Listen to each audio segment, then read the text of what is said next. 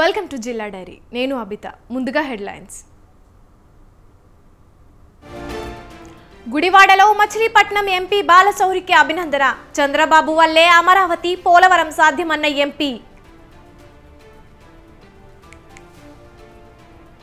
సూర్యాపేట జిల్లా నడిగూడెంలో సిరిపురం దళితుల ధర్నా. ప్రభుత్వ భూమిని కాపాడి పట్టాలు ఇవ్వాలని విజ్ఞప్తి.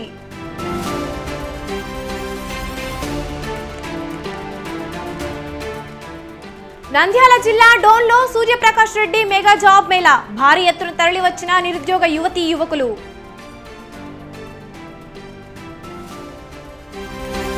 కామారెడ్డిలో మోసకారి ప్రవీణ్ ను అరెస్టు చేసిన పోలీసులు. ప్రభుత్వ ఉద్యోగాలు ఇప్పిస్తానని లక్షలు తీసుకున్న ప్రవీణ్.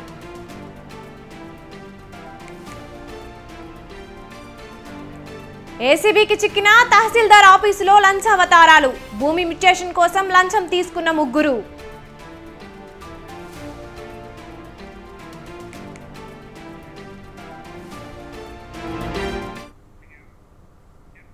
ఆంధ్ర రాష్ట్రం అభివృద్ధి చెందాలంటే టీడీపీ, జనసేన, బీజేపీ కూటమితోనే సాధ్యమని, ప్రజలు కూటమికి పట్టం కట్టారని మచిలీపట్నం ఎంపీ బాలశౌరి అన్నారు.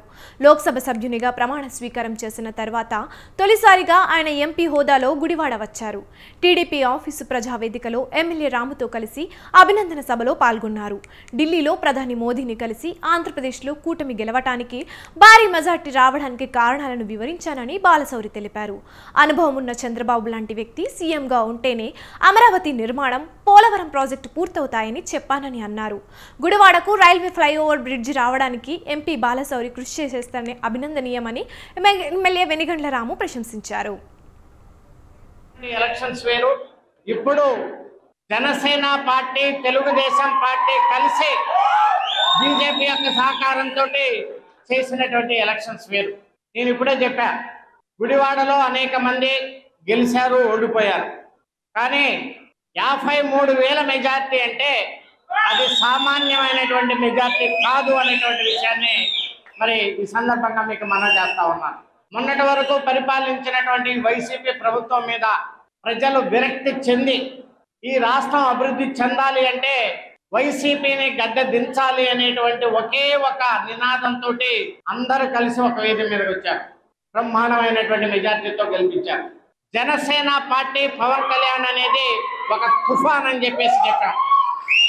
అదే రకంగా అనుభవం కలిగినటువంటి చంద్రబాబు నాయుడు గారు ఉంటేనే ఈ అమరావతి కంప్లీట్ అవుతుంది, ఈ పోలవరం కంప్లీట్ అవుతుంది అని చెప్పేసి. ఏ మాత్రం అన్నా కానీ గత 20 ఏళ్లలో అభివృద్ధి సాధించింది అంటే మనకి ఇక్కడ ఈ గత 5 ఏళ్లలో బాలస్వామి గారు తీసుకొచ్చిన కొన్ని విషయాల్లో మాత్రమే మనకి మాత్రమే ఇక్కడ అభివృద్ధి కనపడతా ఉంది.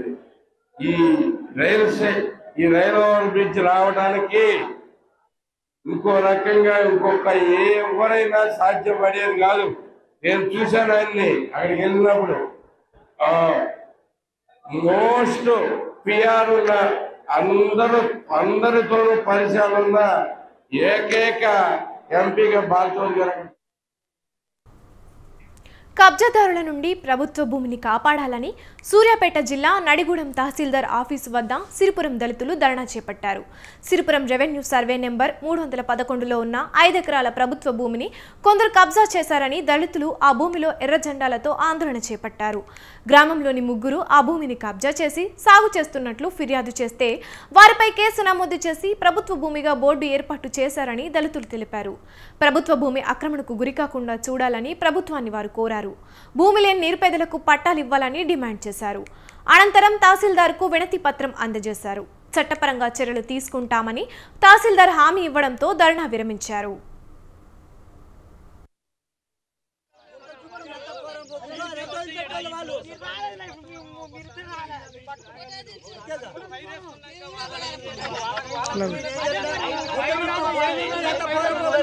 సరే ఎన్ని ఎకరాలు చెప్తా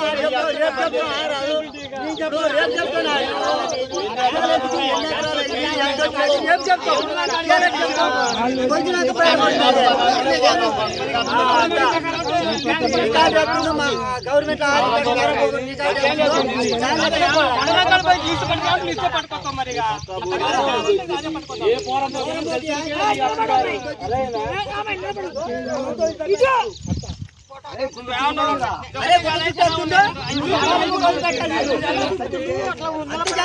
దాన్ని బట్టి ఎస్ఐ గారిని చెప్పాను కానిస్టేబుల్ని పంపిస్తా అన్నారు అక్కడికి. అది ఆగిపోతుంది.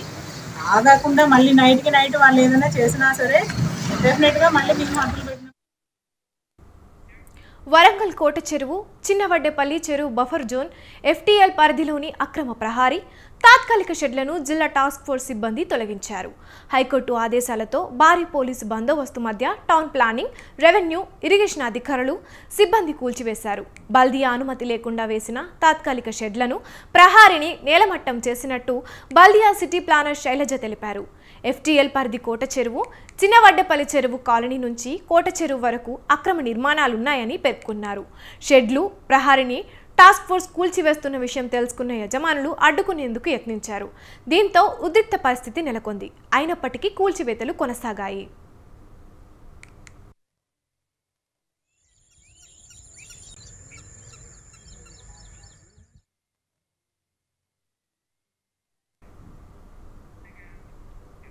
ప్రైవేట్ టీచర్లను కించపరిచిన తెలంగాణ సీఎం రేవంత్ రెడ్డి తన వ్యాఖ్యలను ఉపసంహరించుకోవాలని Telangana private teachers forum demand చేసింది. రాష్ట్రంలోని 3 లక్షల ప్రైవేట్ టీచర్ల మనోభావాలను సీఎం రేవంత్ వ్యాఖ్యలు దెబ్బతీశాయని ప్రైవేట్ టీచర్స్ ఫోరం వ్యవస్థాపక అధ్యక్షులు షేక్ షబ్బీర్ అలీ ఆగ్రహం వ్యక్తం చేశారు. ఇంటర్ పాస్ అయిన వారు, డిగ్రీ ఫెయిల్ అయిన వారు ప్రైవేటు పాఠశాలల్లో బోధిస్తున్నారని ఎల్బీ స్టేడియంలో రేవంత్ అనడాన్ని షేక్ షబ్బీర్ అలీ తప్పుపట్టారు. ప్రభుత్వ ఉపాధ్యాయుల అర్హతతో ప్రైవేటు ఉపాధ్యాయులకు సగం కూడా లేదన్న సీఎం వ్యాఖ్యలు ప్రైవేట్ టీచర్లను మనోవేదనకు గురిచేస్తున్నాయన్నారు. సీఎం రేవంత్ రెడ్డి ఇలా వ్యాఖ్యానిస్తుంటే అధ్యక్ష స్థానంలో ఉన్న ప్రొఫెసర్ కోదండరాం పట్టించుకోలేదని షబ్బీర్ అలీ విమర్శించారు. ఆత్మీయ సమ్మేళనంలో మరి రేవంత్ రెడ్డి గారు, రాష్ట్ర ముఖ్యమంత్రి రేవంత్ రెడ్డి గారు మాట్లాడినటువంటి మాటలను మరి ప్రైవేటు ఉపాధ్యాయులను కించపరిచే విధంగా ఉన్నాయనే ఉద్దేశంతో ఈరోజు సమావేశం ఏర్పాటు చేయడం జరిగింది. ఈరోజు నిన్న ప్రభుత్వ ఉపాధ్యాయుల సమావేశంలో మాట్లాడుతూ ఈరోజు ప్రైవేటు పాఠశాలల్లో ఇంటర్ పాస్ అయ్యి, డిగ్రీ ఫెయిల్ అయ్యి ప్రభుత్వ ఉపాధ్యాయుల యొక్క నాలెడ్జ్లో హాఫ్ నాలెడ్జ్ కూడా లేదని అనేటువంటి వాక్యాలను ఈరోజు మేము తీవ్రంగా ఖండిస్తున్నాం. ఎందుకంటే రాష్ట్ర వ్యాప్తంగా 3 లక్షల మంది ప్రైవేటు ఉపాధ్యాయులు, 33 లక్షల మంది విద్యార్థులకు చదువు చెప్తున్నటువంటి ప్రభుత్వ రంగం కంటే ఈరోజు రెట్టింపు స్థాయిలో ఈరోజు విద్యను అందిస్తున్నటువంటి ప్రైవేటు ఉపాధ్యాయులను ఉద్దేశించి ఆ విధంగా మాట్లాడడం మమ్మల్ని యొక్క మనసులని బాధించినాయి. ఇప్పటికైనా రేవంత్ రెడ్డి గారు ప్రైవేట్ టీచర్ల యొక్క శ్రమని గుర్తించి, మా యొక్క కష్టాన్ని గుర్తించి మమ్మల్ని ఆదరించకపోగా ఈరోజు అవమానించడం అనేది మాకు చాలా చాలా బాధాకరం. ప్రభుత్వం బీఆర్ఎస్ పై తెలంగాణ ఉద్యమకారుల సమితి అధ్యక్షుడు యాదగిరి ఫైర్ అయ్యారు. గత 10 ఏళ్ల కాలంలో ఏనాడు అమరవీరుల స్తూపం వైపు చూడని బీఆర్ఎస్ నాయకులు ఇప్పుడు అమరవీరుల స్తూపం వద్ద నిరసనలు చేస్తున్నారని ఎద్దేవా చేశారు. అధికారం పోగానే అమరవీరులు గుర్తుకు వచ్చారని ప్రశ్నించారు. నిన్న అసెంబ్లీలో జాబ్ క్యాలెండర్ అంశంపై బీఆర్ఎస్ ఎమ్మెల్యేలు గన్ పార్క్ అమరవీరుల స్తూపం వద్ద నిరసన చేపట్టారని, వారికి అమరుల స్తూపం తాకే అర్హత లేదన్నారు. 10 ఏళ్ల కాలంలో బీఆర్ఎస్ కేవలం 36,000 ఉద్యోగాలు మాత్రమే ఇచ్చిందని, కాంగ్రెస్ ప్రభుత్వం అంతకు మించి ఉద్యోగాలు కల్పిస్తుంటే అది మింగుడు పడక ఆందోళనలు చేస్తున్నారని విమర్శించారు. కాంగ్రెస్ ప్రభుత్వం పట్ల ప్రజలకు విశ్వాసం ఉందని, బీఆర్ఎస్ నాయకులు ఇప్పటికైనా తమ వైఖరి మార్చుకోవాలని కోరారు. నిరసన కార్యక్రమం చేపడతా ఉన్నాం. ఎందుకంటే నిన్న బీఆర్ఎస్ ఎమ్మెల్యేలు వచ్చి ఇక్కడ దీన్ని అమరవీర స్తూపాన్ని అపవిత్రం చేసినారు, వారు మలినం చేసినారు. కాబట్టి దాన్ని పాలతోటి శుద్ధి చేసి మేము ఒకటే చెప్తా ఉన్నాం, మీరు 10 ఏళ్ళు గవర్నమెంట్లో ఉండి ఎవరికి ఏం చేసినారు? తెలంగాణ ఉద్యమకారులకు సగం మందికి కూడా పెన్షన్లు కానీ ఇది ఉద్యోగాలు కానీ ఇచ్చి మిగతా వాళ్ళకు ఇవ్వకుండా, అదేవిధంగా తెలంగాణ ఉద్యమకారులు అమరవీరుల కుటుంబాలను అన్యాయం చేసినారు. కాబట్టి మేము ఇక్కడ ఈ నిరసన తెలుపుతూ అదేవిధంగా ఈ పాలతోటి ఇక్కడ శుద్ధి చేయడం జరుగుతూ ఉన్నది. గన్ పార్క్ దగ్గర నిరసన కార్యక్రమం చేపడతా ఉన్నాం. ఎందుకంటే నిన్న బీఆర్ఎస్ ఎమ్మెల్యేలు అతి సామాన్యుడైన విదేశాల్లో చదివి అక్కడి ఉద్యోగం చేయాలనే కలను సాకారం చేసేందుకు గ్లోబల్ ఎడ్యుకేషన్ ఫెయిర్ 2024 పేరిట తిరుపతిలో సదస్సు జరిగింది. ఈ సదస్సుకు యువతీ యువకుల నుంచి అపూర్వ స్పందన లభించింది. తాము ఏ దేశంలో చదవాలనుకుంటున్నారో సంబంధిత గైడ్ ఈ సదస్సులో ప్రత్యేకంగా సంప్రదించే ఏర్పాటు చేశారు. గైడ్ల ద్వారా తమ అనుమానాలను యువకులు నివృత్తి చేసుకున్నారు. ఉన్నత చదువు, మంచి ఉద్యోగాల విషయంలో తమ సందేహాలను విద్యార్థులు అడిగి తెలుసుకున్నారు. అధిక మొత్తంలో ఫీజులు కట్టుకోలేని పేదలకు కూడా లోన్లు ఇప్పించి వారి ఎదుగుదలకు ఈ సదస్సు నిర్వాహకులు దోహదం చేస్తారు. ఈ ఇంటర్నేషనల్ క్యాంపస్ కనెక్ట్ ప్రోగ్రాం విద్యార్థులతో కలకలలాడింది.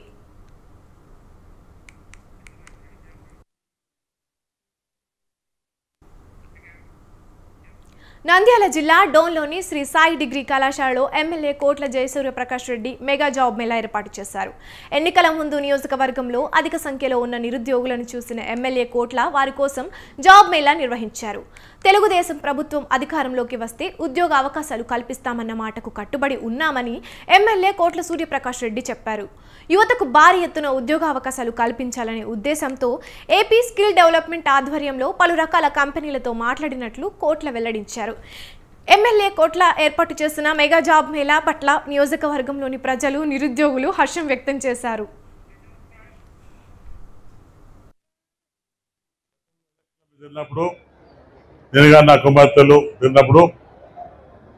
ప్రతి గ్రామంలో కూడా ఎంప్లాయ్మెంట్ సమస్య చెప్పేవాళ్ళు.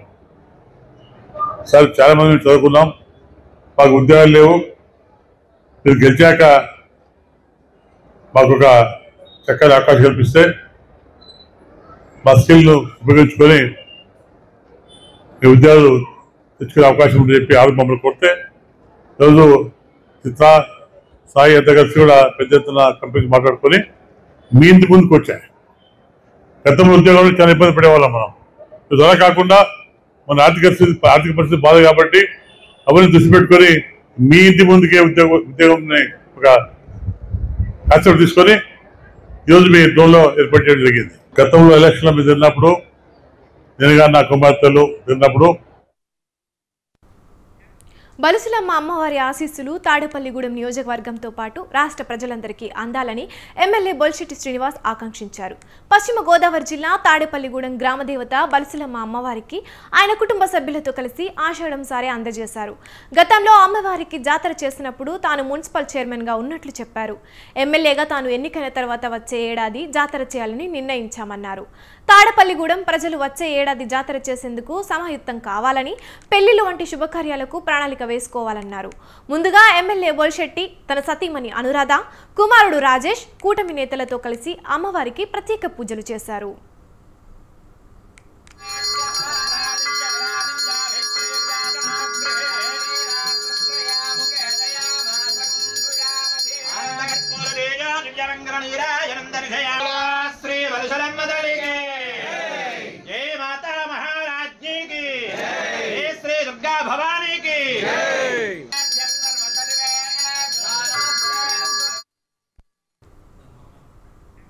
విద్యారంగ సమస్యలను ప్రభుత్వం పరిష్కరించాలని ఏఐఎస్ఎఫ్ ఏపీ అధ్యక్షులు జాన్సన్స్ బాబు డిమాండ్ చేశారు. అనంతపురం జిల్లా రాయదుర్గంలో విద్యార్థుల సమస్యలపై జరిగిన జీప్ జాతా బహిరంగ సమావేశంలో జాన్సన్స్ బాబు మాట్లాడారు. ఎస్సీ, ఎస్టీ, బీసీ విద్యార్థులకు వసతి గృహాల విషయంలో ప్రభుత్వం విఫలమైందని ఆయన విమర్శించారు. హాస్టల్ విద్యార్థులకు పెండింగ్ మెస్, కాస్మెటిక్ ఛార్జీలు రిలీజ్ చేయాలని ఏఐఎస్ఎఫ్ జిల్లా సహాయక కార్యదర్శి ఆంజనేయులు ఆధ్వర్యంలో జరిగిన సమావేశంలో డిమాండ్ చేశారు.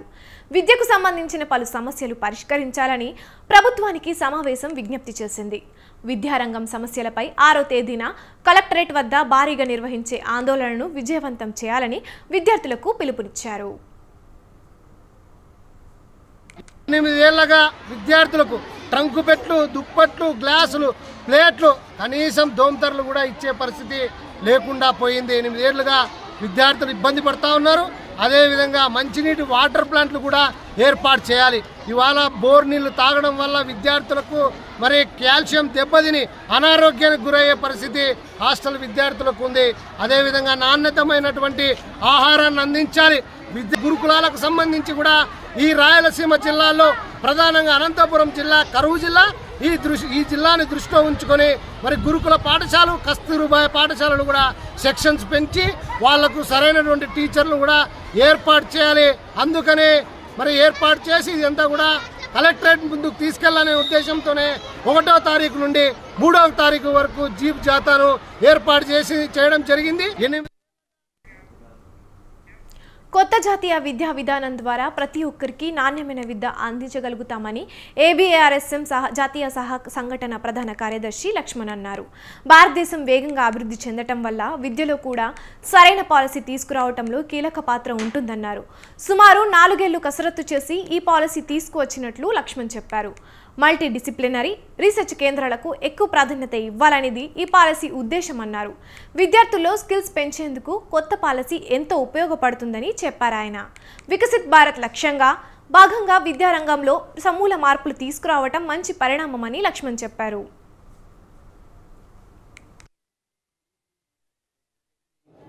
ఇంప్లిమెంటేషన్ అనేటువంటిది చాలా ఇంపార్టెంట్. ఈ పాలసీ అందరికీ చాలా ఆమోదయోగ్యమైనది. అందరూ కూడా ఈ యొక్క పాలసీని ఆమోదించి దాని ఇంప్లిమెంటేషన్ లోపల అటు ప్రభుత్వాలు కావచ్చు, యూనివర్సిటీస్ కావచ్చు, కాలేజెస్ కావచ్చు అని కూడా ఇంప్లిమెంట్ చేయాలా.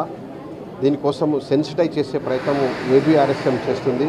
ఇది ఒక all India organisation, teachers organisation.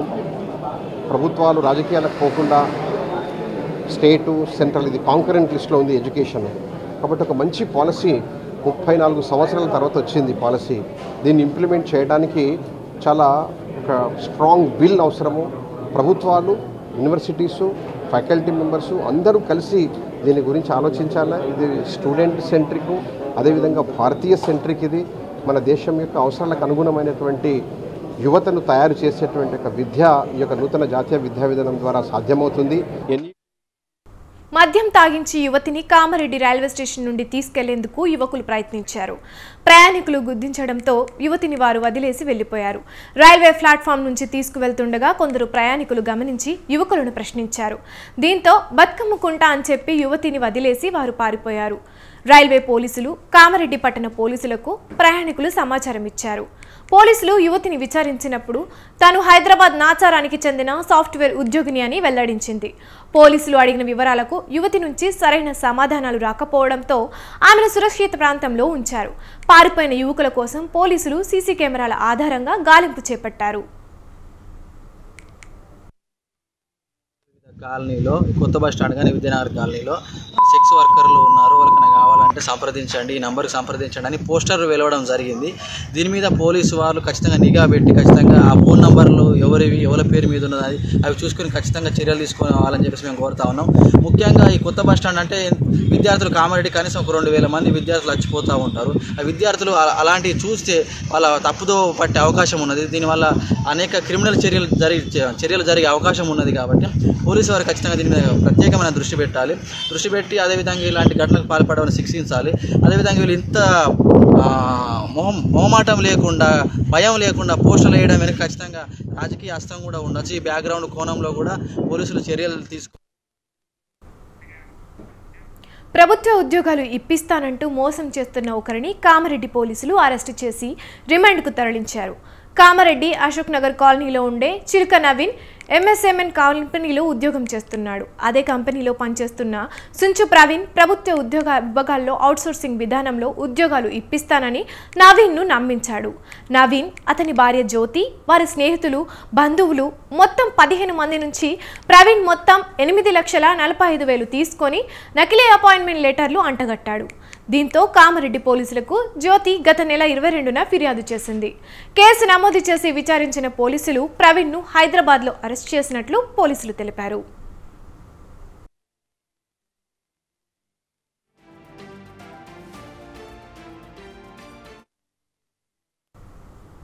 ఇవి ఇప్పటి వరకున్న జిల్లా డైరీ. చూస్తూనే ఉండండి స్వతంత్ర న్యూస్.